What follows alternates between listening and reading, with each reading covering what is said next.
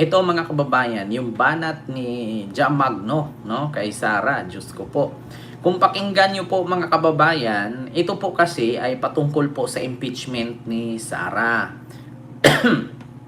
Ito po, pakinggan nyo po mga kababayan. Ang pagbasura Mm. sa impeachment complaints sa SC was for the last. Uy, Mamarites Mosne, ako, maraming salamat po sa yung super chat and shout out for my 42 years anniversary dito sa USA. Nako, ma'am, shout out po, Mamarites Mosne. Maraming salamat sa yung super chat and 42nd year anniversary dyan sa USA. Nako, ang tagal mo na pala, ma'am. No, ilang dekada yan? 4, no? So, ibig sabihin, ma'am, dalaga ka pa, nandyan ka na sa US or half ka? 'Di ba? Or nanay-tatay mo na sa US. Grabe, no? 42 years. Ang tagal, 'Di ba? Diyos ko, ma'am. Siguro, ma'am, pagka nagkita tayo, dudugo ilong ko. 'Di ba? And congratulations po, ma'am. No? So, alam mo, ang laki pala ng tax mo dyan, ma'am. Ang laki pala ng tax mo dyan na makuha kapag nagretiro ka po pala. Thank you po so much, Ma'am Marites Mosni at sa Sirisa Force. Ayan. Ma'am Ay Malayko, hello po. So ito po mga kababayan, pakinggan nyo po. Ang pagbasura sa impeachment complaints sa SC was for the last. That was the last filing. It was based on a technicality, meaning it did not discuss the articles of impeachment because binasura siya on a technicality. So, hindi talaga napag-usapan ng kasalanan pa niya. But, again, that was the last complaint. Starting February 6, pwede ulit siyang sampahan ng impeachment at baka yan, mag-stick na. Kasi natuto na ang mga nag-file, di ba, sa last one na agalingan nila kasi technicality nga yan. So, itong February 6 onwards, pwede ulit siyang sampahan on top of the other cases that was filed against her in the ombudsman. Ang opinion ko lang dyan, di harapin niya. Ganun lang. Kasi kung wala namang kasalanan, di good. Pero kung meron, baka babay. Ingat! Kita nyo mga kababayan. Mismo si Jam Magno, alam po natin DDS po talaga yan. Pero sa sobrang pambababoy sa kanya ng mga DDS ay ayun na nga, tuluyan na ngang iniwan itong si Sara. At actually si Jam, supporter talaga ni Digong. Pero hindi kay Sara, kay Digong. Pero dahil sa kabubuhan ng mga supporter ni Digong at ni Sara, ayun, tuluyang naging basher na ni Sara. So sabi nga ni Jam Magno, yung diniklara ng Supreme Court na pagbasura ay yung unang impeachment po yon, na which is hindi po tinalakay, no, yung trial, hindi nila chinek kung ano yung 7 articles, di ba? Actually mga kababayan, 7 articles of impeachment po yun, pero ni isa doon hindi nila kinalkal, hindi nila binuksan, hindi nila binusisi, automatic dineclare nila unconstitutional at saka binasura nila ngayon, no, yung motion for reconsideration ng Congress. So ngayon mga kababayan, itong mga nagpa-file ng impeachment ni Sara ay syempre natuto na. Yun ang sabi ni Jam Magno. Natuto na yon kasi yung una, no, kabilis-bilis lang, hindi man lang kinalkal, hindi man lang binuksan, hindi man lang binusisi, automatic nilang dineclared na ganon. So itong mga magpa-file ng impeachment complaint ngayon, mga kababayan, tandaan ninyo, kadalasan sa mga nagpa-file ng impeachment complaint kay Sara ay mga abogado, no? So, mahirap naman po siguro mga kababayan na doktorin natin, no? Doktorin natin ang batas at linlangin natin ang Pilipino, no? Katulad sa katulad sa mga DDS na mabilis mauto. Mga kababayan, itong mga complainant, hindi mo mauuto ito. Kasi mga may utak po yan. O, isa na si Laila de Lima dyan. Biruin nyo, si Laila de Lima ay isa po siyang secretary, no? Justice Secretary noon, naging senador at ngayon congresswoman. Tapos bukod doon, marami po. Mga kababayan, sabi ni Ma'am Ganing Archola, akala ko ba may rally sila Kent? Iwan ko po, ma'am, baka walang budget. Baka 30-31 pa.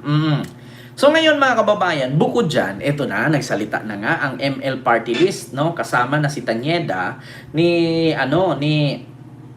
Laila de Lima. Ito po, ito. Pwede pa ba mag-file ng impeachment complaint laban kay Sara Duterte? Magandang araw po sa inyo lahat. Ayan po si na. Atty. Erin Tanyada. Marami pong nagtatanong ngayon na lumabas ang desisyon ng Korte Suprema Yuka na Fujimori nagsasabi po. unconstitutional po yung unang Ma'am Kim. complaint na final last year. Sir Bill Villanueva. Ang sagot po dyan ay mahanap rin natin sa Supreme Court decision.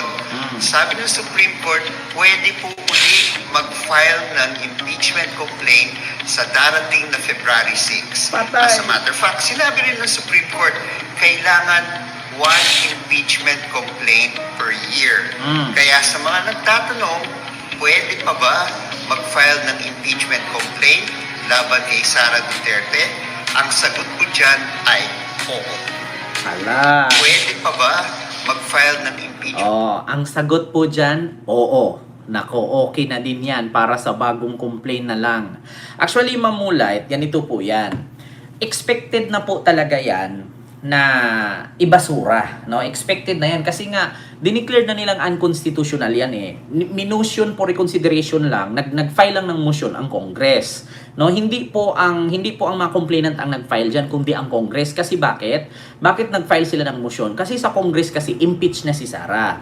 So ngayon mga kababayan, uulitin na naman ngayong February 6 ang pangalawang impeachment kasi tapos na yung 1-year ban rule. So, ngayong February 6, umpisa na naman ng panibagong botohan, panibagong pirmahan, at panibagong complaint. So ngayon mga kababayan, syempre, yung mga magpa-file ng panibagong impeachment complaint laban kay Sara, ay pinag-isipan na nila yan. Pinaghandaan na nila kung ano yung mangyayari or consequences dyan. Kasi mga kababayan, mga abogado ang nagpa-file. So ngayon mga kababayan, pakinggan din natin itong reaksyon, no, isang attorney, no, na tinanong may nagtanong dito kay Erin Tanyada, so sinagot niya pwede. So ito naman dito kay Attorney Carlo Ibanez. So pakinggan natin na. Nagkakalat ng fake medical records ng BBM. Ay hindi ito. Pwede makasuhan. Hindi ito mga kababayan, hindi itong kay PBBM. Ito. SC, inuphold na unconstitutional daw ang impeachment laban kay Sara Duterte. Pakinggan natin si Attorney Carlo Ibanez, ha? Mga abogado po yan.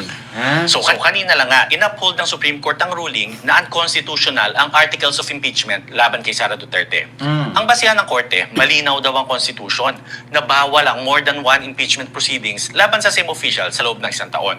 Well, hindi talaga ako agree sa decision ng Supreme Court. Ayon sa paliwanag nila, kahit ang impeachment complaint na na-dismiss or yung lacking in form or substance, counted pa rin siya as impeachment complaint with respect to the 1-year ban. So, sa interpretation na to, kunwari may mag-file ng dokumento, ang title niya, impeachment complaint. 1 page lang. Tapos ang laman, ama namin. Counted pa rin yun. Ang resulta, wala nang pwedeng mag-file ng panibagong valid impeachment complaint laban sa same official for 1 year. Para sa akin, hindi dapat ganyan eh. Kasi pag mayroong sobrang gagong presidente or vice president, pwedeng niyang lokohin ang tao. Basta taon-taon, meron lang magpa-file ng basurang impeachment complaint laban sa kanya. Kaya nga, personally, hindi ako sang-ayon sa ganyang interpretation. Pwedeng abusuhin para i-block ang accountability. Pero you know naman, at the end of the day, decision niya ng Supreme Court. At sa isang constitutional system, kahit hindi tayo agree, tinatanggap at sinusunod natin ang ruling ng court. Totoo po yun mga kababayan, kasi ganito yan.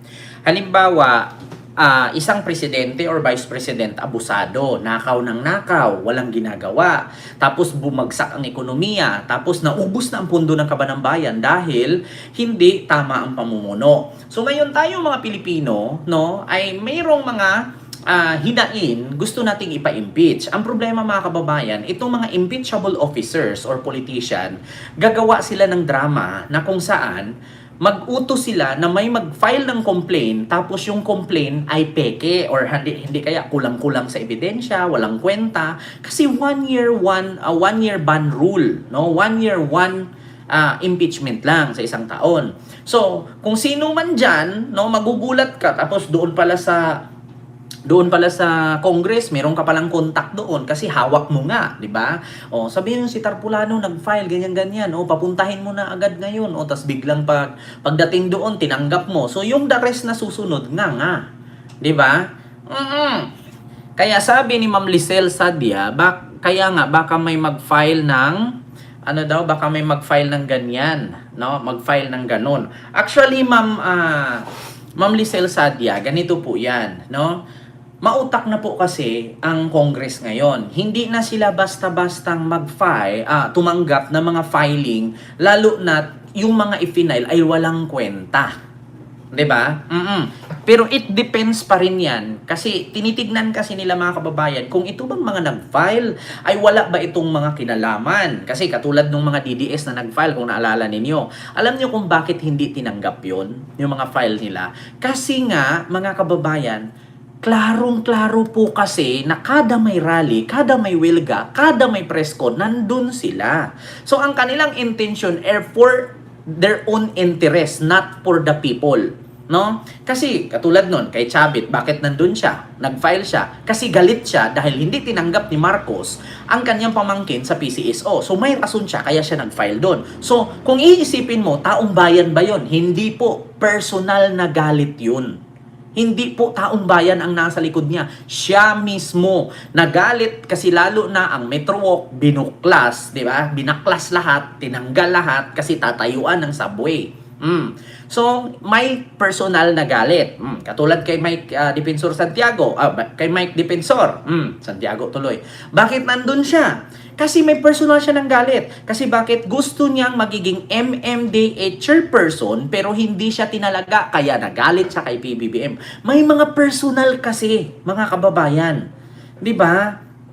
May mga personal silang mga problema at reklamo doon kaya nandun sila. So, hindi naman bobo po mga kababayan, no, ang Solicitor General ng Kamara para ganun-ganun na lang, di ba? Dapat isipin, katulad nung unang nag-file si Andre De Jesus, tatanungin mo, bakit siya nag-file kay PBBM? Hindi naman natin siya kilala. Tapos nagugulat na lang tayo, nililink nila kay First Lady Lisa. So, porket pala abogado siya ni First Lady Lisa, hindi na pala siya pwedeng mag-file ng impeachment kay PBBM. 'Di ba? Abogado lang naman siya. Hindi naman siya kamag-anak. Pangalawa, hindi naman siya cronies. 'Di ba? So, ganun po 'yun mga kababayan. Kaya sa mga nagsasabi po diyan, mga DDS, bakit hindi tinanggap yung impeachment nila Chavit Singson, nila Topacio, at saka nila ganito ganyan? Alam nyo naman. 'Di ba? May mga personal na galit 'yan. Ganun po yun mga kababayan. Gusto nila palakasin at di pinagbigyan impeachment. Ganun yun. Mga kababayan at Sir Henry, totoo yan. Ganun sila. Gusto nila di palakasan. Ngayon, pag hindi sila pinagbigyan, hindi nila mahawakan sa liig yung tao, i-impeach nila. At hindi ito naman, opposite naman ito sa mga magpa-file ng impeachment ni Sara. Kasi bakit? Una, mga kababayan, itong magpa-file ng impeachment ni Sara Duterte ay ito po yung mga iba't ibang grupo, no? Iba't ibang grupo. At kadalasan po sa mga nagpa-file kay Sara, mga nasa pwesto na. So, wala po silang balak na papasok kasi nasa pwesto na. Pangalawa, itong mga nagpa-file ng kaso kay Sara, either pari o civil society group, mga abogado, so wala namang balak pumasok ito sa politiko. At saka ang mga politician lang naman nagpa-file ng impeachment ni Sara ay si Laila de Lima lang naman at itong si Tinio, no? Si Tinio ng teacher party list. So dalawa lang. And the rest, mga kababayan, wala namang may gustong tumakbo kasi pare. Tapos yung isa civil society group, isang manggagawa, isang doktor, isang nurse. So anong masasabi mo doon na galit sila kay Sara? Hindi sila galit kay Sara, which is gusto lang nila ng transparent. Pero dito kay PBBM, makikita mo kasi lahat ng nag-file ng complaint, walang mga posisyon at may mga galit personal. Diba? Diba? Sir Benji, may galab shoutout po. Yan ang hindi naintindihan ng mga DDS. Kaya nga, diba? Tapos nagagalit sila. Bakit hindi nila tinanggap? Bakit hindi kinuha ng Solicitor General? Isipin yung mabuti. Ano bang rason ni Chavit bakit mag-file siya ng impeachment kay PBBM? Sige nga. Isipin yung mabuti. Ano bang rason ni Mike Defensor bakit mag-file siya ng impeachment ni PBBM? Habang hindi pa sila nag-file ng impeachment kay PBBM, nakikita mo may wilga dito, wilga doon. Tapos, nung nakaraan doon sa Cebu, nag-rally sila doon. Di nakulong si John Avinis. Di ba? Kasi may mga sariling agenda, naghihiganti sila. Kaya ang itong Solicitor General, hindi naman bobo na, porkit ganun, tatanggapin mo na lang ura-urada. Nakikita nila sa social media, lagi silang nagpipress con. Sa social media, nandyan sila nakikita. So, ibig sabihin, malaki ang galit nila kay PBBM. So, pag tinanong mo, ang kanila mang complain ay para sa taong bayan, hindi po. Kasi bakit? Pag tinanong mo, sino po ang taong bayan na nag-agree sa complain ninyo? Hindi nga alam ng mga DDS kung ano yung kinomplain nila Diba? O, tanungin natin, yung mga DDS dyan na OFW, kung sang-ayon kayo sa kinomplain ni Chavit, ni Topacio at ni Mike Defensor kay PBBM impeachment, anong laman ng kanilang complaint? Di ba hindi nyo alam? Tapos sasabihin nila, complaint ito ng taong bayan? Paano nangyari? Kung tatanungin natin isa-isa yung mga DDS, ano ba yung complaint? Alam nyo ba? Di ba sasabihin ng mga DDS, hindi namin alam kung ano yun. Hindi ka namin alam, sila lang nagagawa niyan. Di ba? Mahuhuli agad kayo tanungin natin, ito bang mga impeachment, ito bang complaint laban kay Sara sa pangalawang impeachment? Alam ba ng taong bayan? Alam. Ano ba ang complaint? Nasaan dinala ang confidential fund? Yan lang naman ang complaint ng tao kay Sara. Kay PBBM, anong complaint ninyo? Diba? Isa yan sa rason kaya hindi tinanggap ng Kamara. Yun ang katunayan. Kasi kung tatanungin mo, alam ba ng taong bayan kung ano ang complaint ng mga nagpa-file ng impeachment ni Sara Duterte? Alam, ano ba? About sa confidential fund kung saan niya dinala. At sino si Mary Crispiato, sino si Kukoy Villamin, sino si Ricardo Uishi, sino si Fiona, sino si Marian Rivera, sino si Chel Jokno, sino si Dudong Barok, si Dudong Bungal, Jugs Diluga, Jugs Di Asin, di ba? Sino-sino yan si Mary Grace Piatos? Yan ang tanong ng complaint kay Sara. Pero kay PBBM, anong complaint ng mga nag-file ng impeachment kay PBBM? Tanungin natin ang DDS, ano ang kanilang complaint? Di ba hindi nila alam? Kasi ang may gawa si Topacio, si Chavit at si Mike Defensor lang. Di ba? Tapos sasabihin nyo, complaint ng taong bayan. Sige nga, mag-try tayo mag-survey. Tanungin natin. Mga kababayan, alam nyo ba kung anong laman ng complaint nila Chavit kay PBBM? Di ba hindi nyo alam kung anong rason, hindi nyo matukoy-tukoy? Kay Sara, isa lang. Ano bang complaint? Confidential fund. Kailangan pa bang i-memorize yan? Yan lang naman ang complaint na hindi niya maharap-harap at hindi niya masagot-sagot. Di ba? Mahirap bang i-memorize yan? Tapos sasabihin nila taong bayan daw ang nagreklamo. Taong bayan tapos ang laman ng complaint USB ng pagsasyabu. Anong alam ng taong bayan? Sige nga, tanungin natin yung mga DDS. Anong alam ninyo nung hawak ni Katibinag na USB na nagdodroga si PBBM? Kailan, saan at kanino nang galing? Sige nga, tanungin ko kayo mga DDS. Kung complain ninyo yan sa impeachment ni PBBM, taong bayan daw, napanood nyo na ba ang video ng USB? Kailan kinuha? Kanino galing ang video? At anong taon? Saang lugar? Diba? Siyempre, pag mag-file ka ng kaso, may oras, may minuto, may taon, may buwan, may lugar. Tanungin nga natin kung ang complaint sa impeachment ni PBBM ay sa taong bayan. Tanungin natin ang taong bayan ng mga DDS. Kung alam ba nila ang laman sa USB ni Katibinag? Di ba? Hindi ninyo masagot-sagot.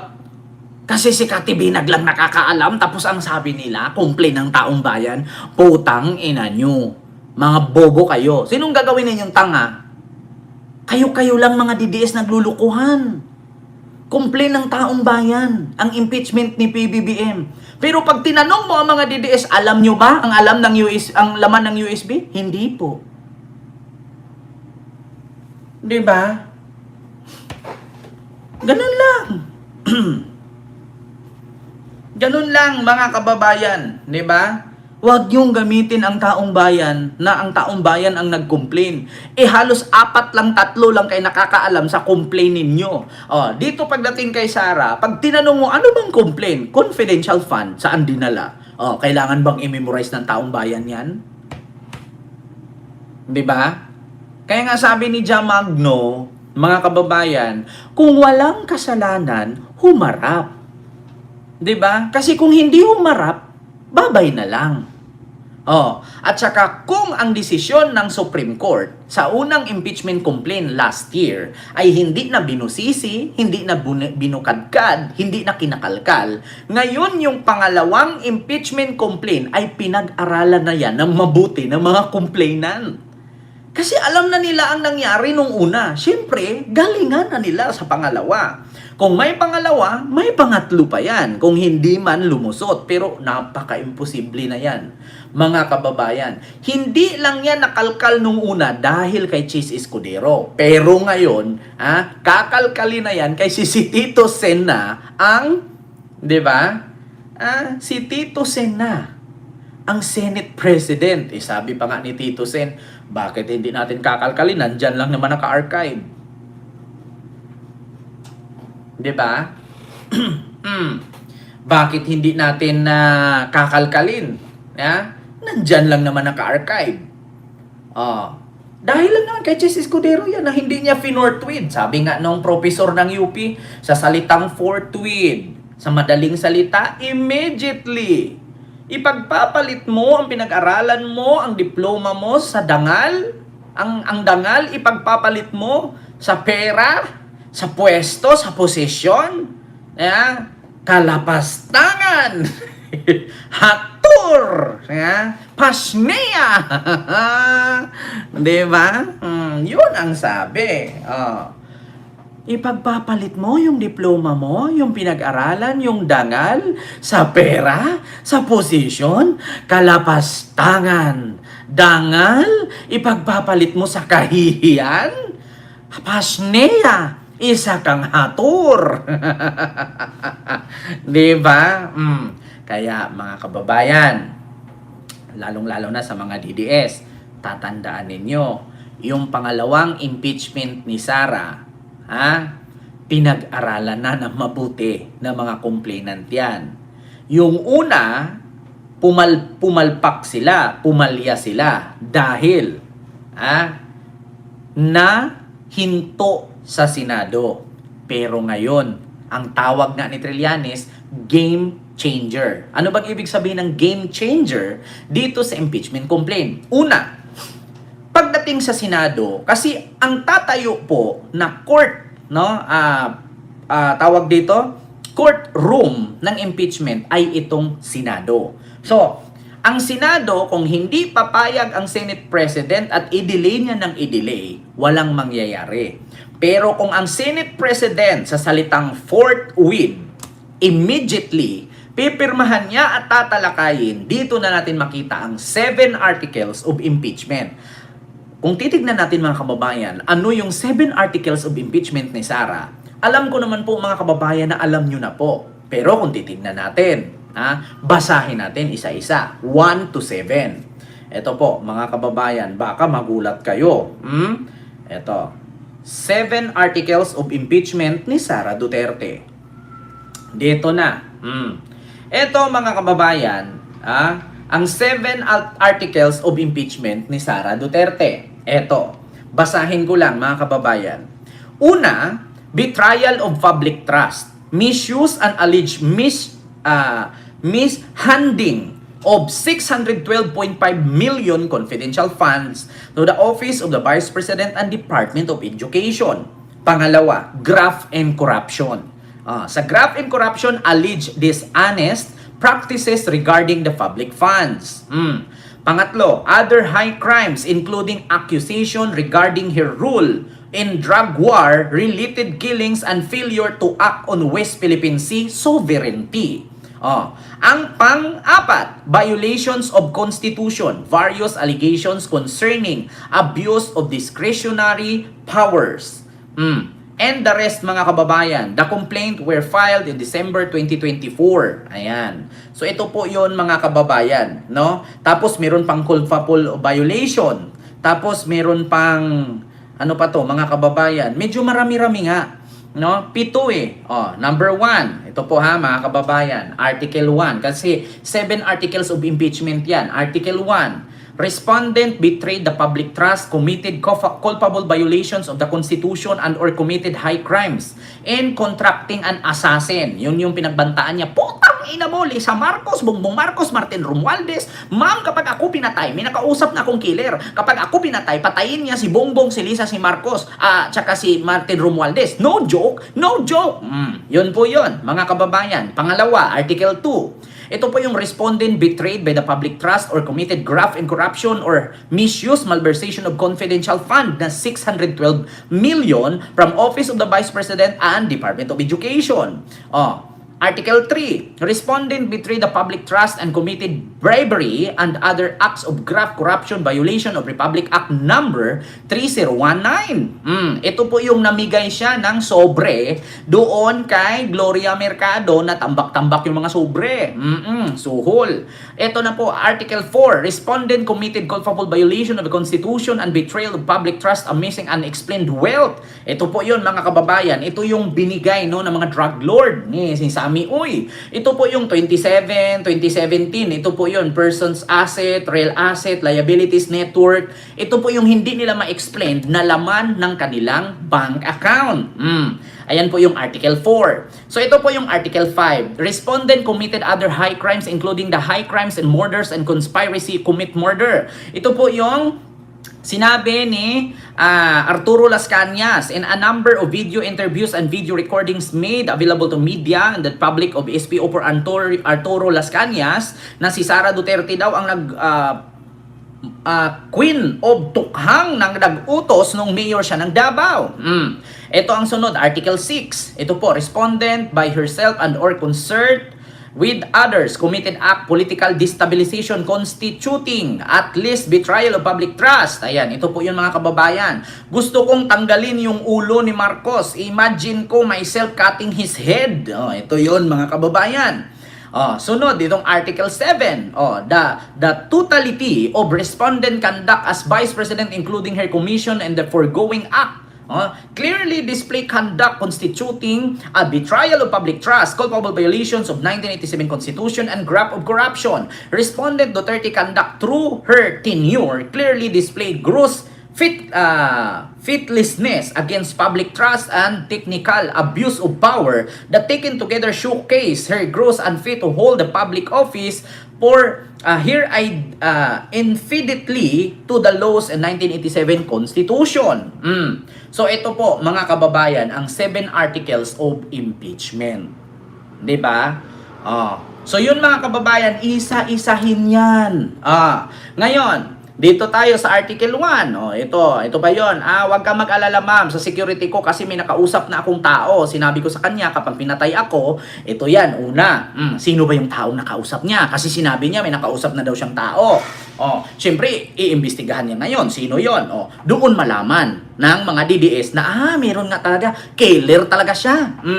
Pangalawa, ito na, mga kababayan. Supporting documents, grieving the credence, then confidential fund. Yung pangalawa, ito yung 125 million na inubos niya in just 25 days. Article 2, ito yung namigay siya ng sobre. Diba? Article 3, ito Article 4, ito yung ang yaman ng kanyang bank account. Saan galing itong mga pera na hindi naman match sa kanyang sinasahod. At ito na, yung 5. Na siya ang utak ng tukhang sa Davao. Kaya, sa pamamagitan ni Arturo Las Cañas. At ito na yung 6. Ito na yung puputulan niya ng leeg si Marcos. Parang hindi siya abogado, parang hindi siya vice president kasi parang siyang bata mag-isip. Nagtatantrum. At ito yung 7. Ito na yon mga kababayan. 'Di ba? Ayan po yan, mga kababayan. Ma'am Chai Chair, kay Ma'am Mulay, kay Ma'am Clarita, kay Sir Benji Uy. Ayan, and kay TGR 2K26. Ayan. So yun po yun mga kababayan. Alam nyo na. 'Di ba? In just 11 days. Nobos niya 125 million in 11 days. 'Di ba? Ay nako, mga kababayan. 'Di ba? Kasi nga drug syndicate din, addicts. Sabi ni Giata Ginod. Ayan, Giata Ginod. Nako, yun po yun, mga kababayan. Alam nyo na. Sunod. Dito tayo kay Kiko Barsaga. Nako, mga kababayan. Naku, mga kababayan. Kent, mapatawag pa kaya si Sayad sa ICC kasi kasali sa patayan sa Davao? Mapatawag yan, oo. Lalo't magsalita si Arturo Las Cañas. Naku, baka magulat kayo, pang 11 yan doon sa ano, or pang 10 yan doon sa warrant of arrest. Hindi natin alam. 'Di ba?